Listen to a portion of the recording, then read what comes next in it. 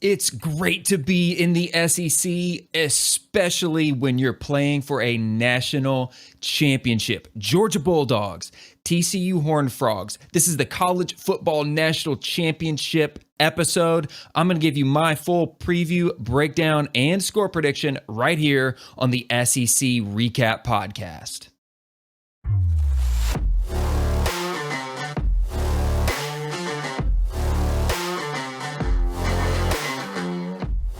Thank you for tuning in to the SEC Recap Podcast. I am your host, Ben Warren. If you're joining me in audio form on Google, Apple, Spotify, don't hit pause, don't hit stop. Keep this right on rolling, but leave a rating and a review. It takes about 15 to 20 seconds of your time. It's completely free, and it helps me grow the show and reach more SEC football fans. And if you're joining us again on YouTube, thank you.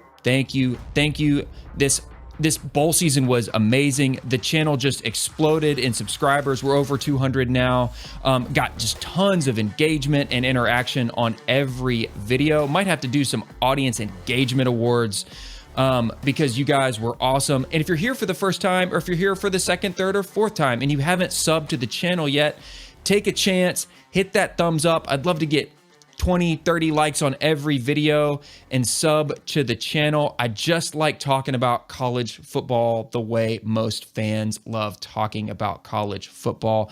And you guys interacting with this and dropping your comments and your scores, even when you say some not nice things, doesn't matter. It just makes the show run, and I'm thankful for all of you. All right. No more wasting time. I know exactly why you're here. You're either a Georgia fan or you're a TCU fan, and you're here to hear me say some nice things about your team. Well, you're both in luck. I'm going to say some nice things about both of you. So let's get right into the matchup. TCU, man, what a story. Blazing their way past Michigan in the Fiesta Bowl to earn their way to a national championship under first-year head coach Sonny Dykes. And Dykes has had some success prior to arriving at TCU as a head coach, but going 13-1, playing for a national championship, I think that exceeds all expectations most people could have for you in your first year. Georgia Bulldogs, they are back to defend their title of national championship. They earned their way in by way of a spectacular fourth quarter comeback against Ohio State in the Peach Bowl. If you didn't see that game, pause this video. Don't close out the tab. Don't exit out. Just pause it. Open up a new tab. Go watch the highlights of that game, especially that fourth quarter. Then come back and resume this episode so you'll just have an idea of what transpired in that game. It was some of, if not the best, college football playoff football I have ever seen. So I originally thought we might go back and recap how the SEC did in all the bowl games. I think I'll save that for another episode. I think there's a few fans out there of certain teams who may not be too eager to relive the results of their bowl game. I know a lot of fans are eager to keep living in the results of their bowl games, but we've got a lot of time between now and next season. I think we'll just save that for a future episode, maybe next week when we're filling some content. So we will dive straight into this matchup. And as always, I like to start with the offense. Now, if you're listening in audio form, you can always click the episode article link in the description. That will take you to my articles page, and you can follow along with the stat graphics. And a couple people have pointed out that when reading these articles, what I'm saying is almost verbatim or very similar to what you read in the article. And I do that because some people are audibly challenged. They're deaf or they're hearing impaired, and they may not be able to listen to the audio version of the podcast, or just watching along on YouTube isn't fun with subtitles. So I write as closely as I like to talk so that people who are hearing impaired can follow along and read with the same tone and cadence and pacing that I use when I speak. So that's why I do it. As always, these graphics I do for free for you guys. Always, I love having a nice visual. Georgia and TCU, both top 10 scoring offenses. Georgia, the number 8 scoring offense in the country, 39.5 points per game, 39.4 to be exact, on 495 total yards per game. TCU, the number 4 scoring offense, 41.1 points per game on 474 total yards per game. So we are really close. We're within a point and a half on points per game average, and we're within 21 yards on yards per game average. So number 4, number 8, those are a lot closer than maybe that 4 spot difference would suggest. So let's break it down. Georgia with the number 15 passing attack in the country in terms of yards, 293 yards per game, while TCU has the number 29 passing attack. Both very good. Again, about 20 yards difference. Georgia, 27 passing touchdowns on the season. TCU with 33 passing touchdowns on the season. In terms of the run game, Georgia number 22 in the country, 202 yards per game. And TCU, 204 yards per game on the ground. That's good for 19 in the country. Georgia has 39 rushing touchdowns. TCU has 36 rushing touchdowns on the season. Georgia -2 turnover margin. That's not great. It's not awful. You definitely would rather be neutral or positive in that stat category, but that's not a game changer there for the Bulldogs. They are still very efficient. We'll talk about efficiency here a little later on in this episode, but all of these numbers are so close, guys. I cannot give a strong advantage to either team. These are two very different styles of offenses. TCU more reliant on those big plays, those big chunk plays. Georgia perfectly capable of doing that themselves, but Georgia much more likely to, run up a couple touchdowns on you and then just lean on you with their ground game. So I am not giving an advantage to either team here in terms of offense. This is pretty neutral. Different, but neutral. So to see where the real difference is, let's in turn look at the defense, and you'll right away see what I'm talking about here. Georgia with the number 5 scoring defense in the country, TCU number 64. So Georgia top 5, TCU kind of dead middle in terms of scoring defense in the FBS. Let's break down Georgia first. 14.8 points per game allowed. That is suffocating. 305 total yards given up to opponents on average. Now, the best part about this Georgia defense is that rushing defense. I had to double check this stat to make sure I wasn't looking at bad data. Georgia allows just 80 rushing yards a game on average to opponents. That is good for number 2 in the country. They have only given up 6 rushing touchdowns on the season. I had to double take to check that number. It is true. The most rushing yards they gave up this season was in week 1 to Oregon. They allowed 140. They have only allowed over 100 yards, I think, just 2 or 3 times since then. They gave up, I think, 120 or 119 to Ohio State. So versus some really good, talented offenses, this rushing defense has just been locked down. That is a problem for TCU. Now, one stat that skews this Georgia defense back the other way, but not much, is that passing defense.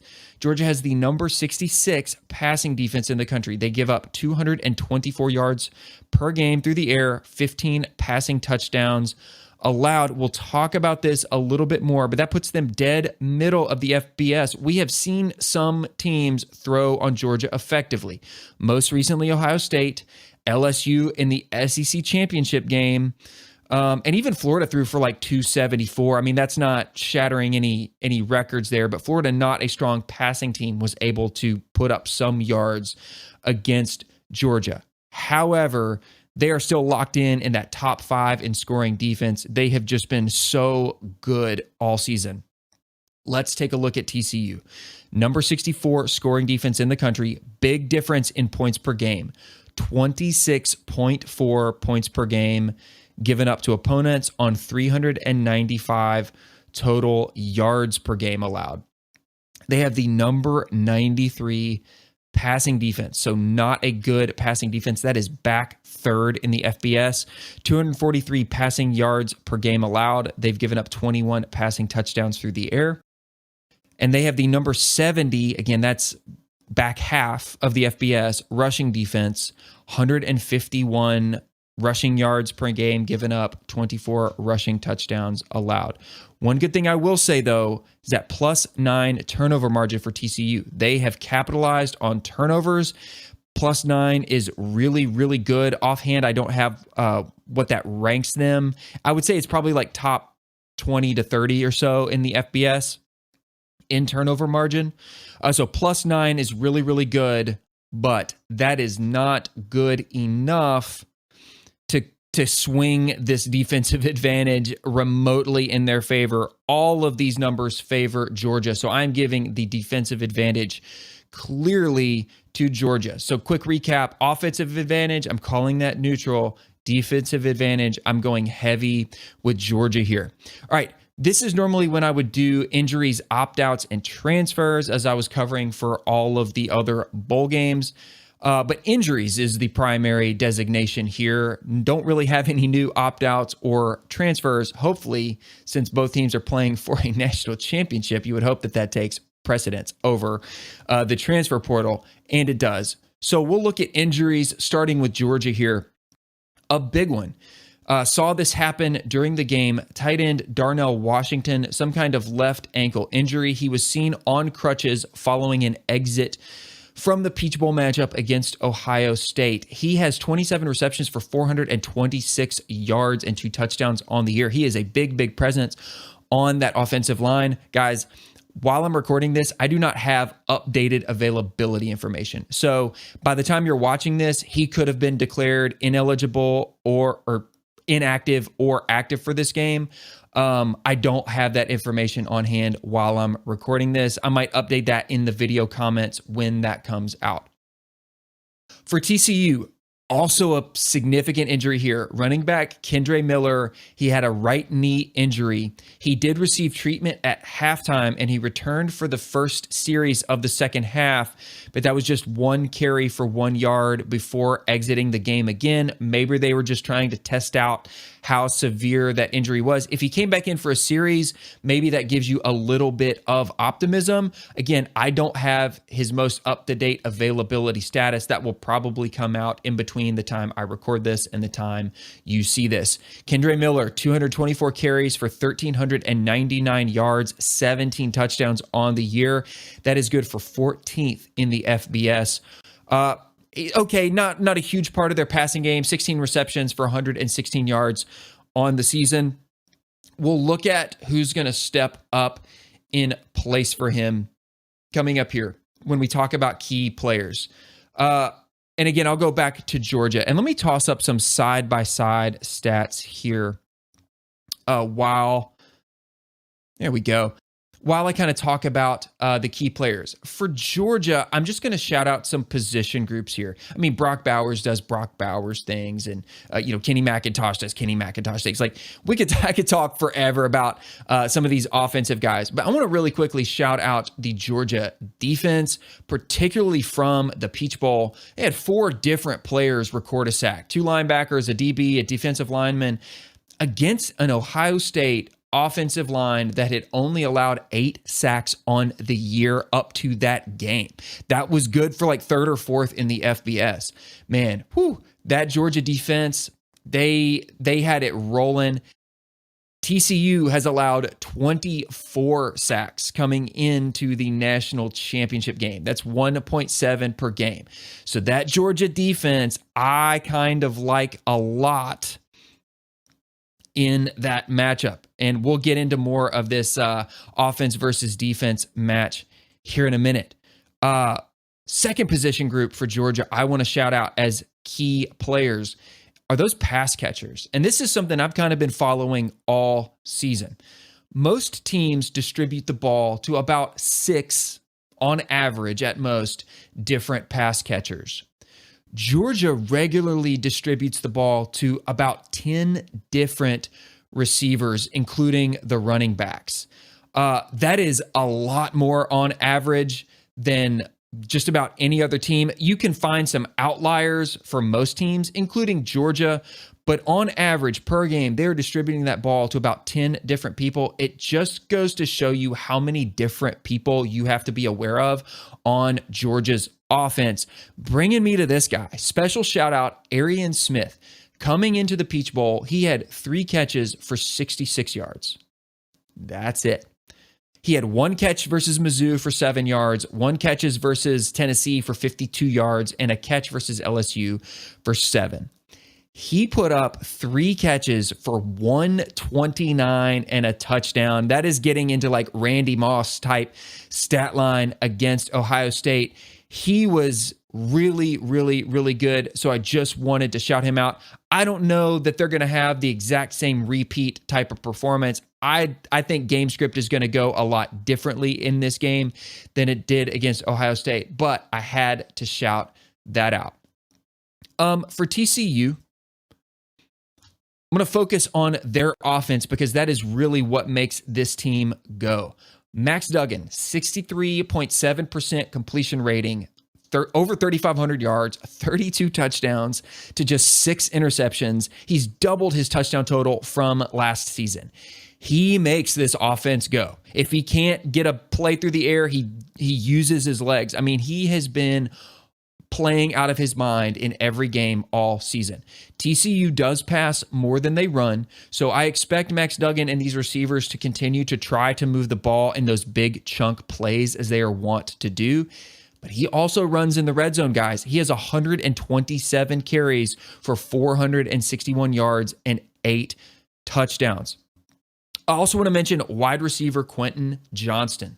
Against Michigan's number 21 ranked pass defense, Johnson had 6 receptions for 163 and a touchdown. Last guy here, Kendre Miller went down in this game, but who stepped up? Running back Emery DeMercado. If Kendre Miller can't play or is limited, I think DeMercado is one to watch. Against Michigan's 7th ranked rush defense, he had 17 carries for 150 yards and 1 touchdown. He averaged 8.8 per carry against that Michigan rush defense. Miller was averaging 7.1. Guys, when your running backs are doing that well, part of that is your offensive line. Now, TCU's offensive line has given up 24 sacks on the year, but clearly they can run the ball well. However, let's go back and look at these matchups. Let me enlarge here. So TCU's offense versus Georgia's defense. Okay, look, TCU found ways to run and throw on a good Michigan defense. They also managed to get 4 turnovers from Michigan. That goes into that +9 turnover margin, right? Michigan was not a strong passing team. They're like 83 in the FBS. But TCU forced Michigan into that style of game because of how fast they got out ahead. Michigan never really had control of that game. I think it's fair to say that TCU's offense is good enough to move the ball on just about any competition. But when we look at the games where TCU was played close, e.g. the loss to Kansas State, the Baylor game, those 2 teams were able to get off the field on 3rd down and create turnovers. Neither of those teams, Kansas or Baylor, were playing from huge deficits. They were playing pretty tight the whole way. Michigan was out of rhythm and mistake prone through the whole first half of the Fiesta Bowl. TCU had 2 offensive touchdowns, a pick 6, recovered a Michigan fumble, held Michigan to a field goal, and ended the first half 21-3. In the second half, Michigan went field goal, touchdown, pick 6, touchdown, touchdown, touchdown before they were forced to punt again. So TCU couldn't really stop Michigan in the second half. And I don't know if I see TCU's defense being able to stop Georgia's offense in either half. Let me pull up the other side of this matchup here. Okay. When you look at this, I don't like how this matches up for TCU's defense versus Georgia's offense. I like TCU's offense against Georgia's defense a lot more than I like TCU's defense against Georgia's offense, if that makes sense. Ohio State didn't exactly stop Georgia's offense in the first half either. Georgia had a missed field goal and an interception. They scored on every other possession and didn't punt until the second half. Okay, so Georgia forced the Ohio State offense to punt 3 times in the first half and twice in the second half. Georgia was like playing from behind, but it was still pretty close. They overcame that fourth quarter gap to close that game, but Georgia and Ohio State were playing a lot tighter than Michigan and TCU were playing. Georgia is the 4th most efficient offense in the country per ESPN. Ohio State is number 1. Georgia also has the 2nd most efficient defense in the country, while TCU is 18th. I just think the balance and efficiency of Georgia on both sides of the ball is going to be too much for TCU. Georgia showed that they can close a fourth quarter from behind against a top 30 scoring, passing, and rushing defense. TCU is in the back half of the FBS in all of those categories defensively. So I just don't like this matchup in the fourth quarter in a national championship game.